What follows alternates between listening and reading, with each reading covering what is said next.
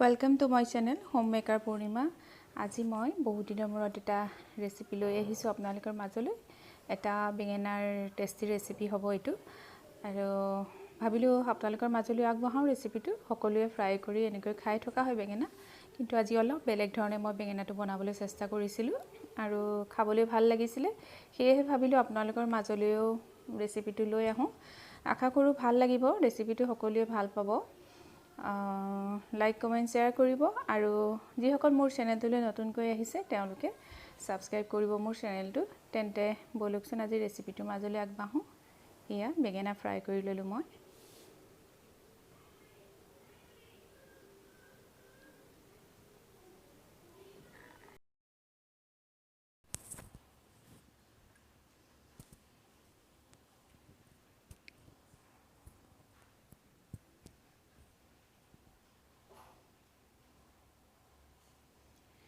আৰু এতিয়া একেখিনি তেলতে কেইটামান গোটা জিৰা, এটা কুটি ৰখা পিঁয়াজ, আৰু 5-6 ফুটা নহৰু, 3 টুকুৰামান আদা, আৰু হালধি নিমখ আন্দাজমতে দিব।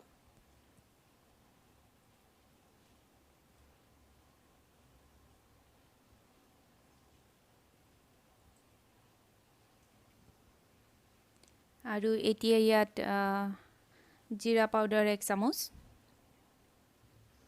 ধনিয়া পাউডাৰ 1 চামুচ, চাট মছলা আধা চামুচ, আৰু 1 চামুচ কাশ্মীৰী ৰেড চিলি পাউডাৰ দি অলপ সময় ফ্ৰাই কৰিব লাগিব।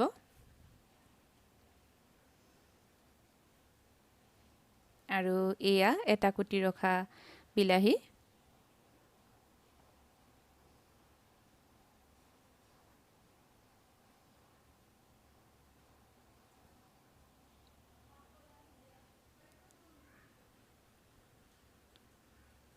এইখিনি হৈ গ'ল। এতিয়া এটা ধুনীয়া পেষ্ট তৈয়াৰ কৰি ল'ব লাগিব।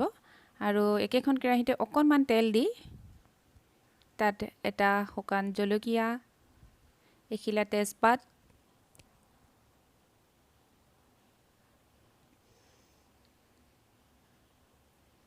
আৰু এতিয়া এয়া পেষ্টখিনি দি অকণমান সময় লৰাব লাগিব।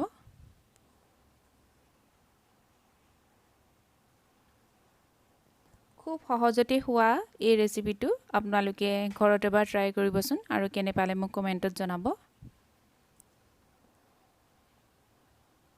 অকণমান পানী দিছোঁ।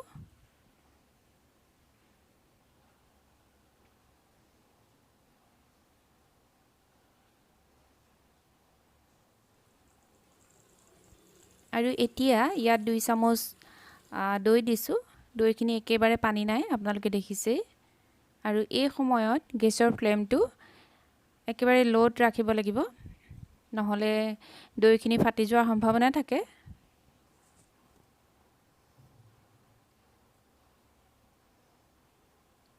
আৰু এতিয়া ফ্ৰাই কৰি ৰখা বেঙেনা কেইটুকুৰা তাত দি অকণমান লৰাই ঢাকি দিব লাগিব।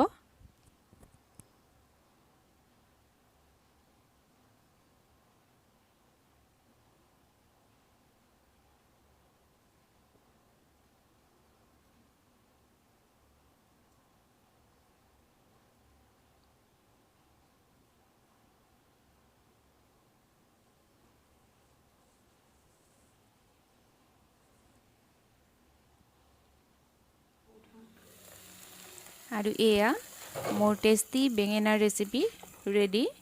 এইটো আপোনালোকে ৰুটি বা ভাতৰ লগত পৰিৱেশন কৰিব পাৰে। আৰু ভিডিঅ'টি শেষলৈকে চোৱাৰ কাৰণে অশেষ ধন্যবাদ।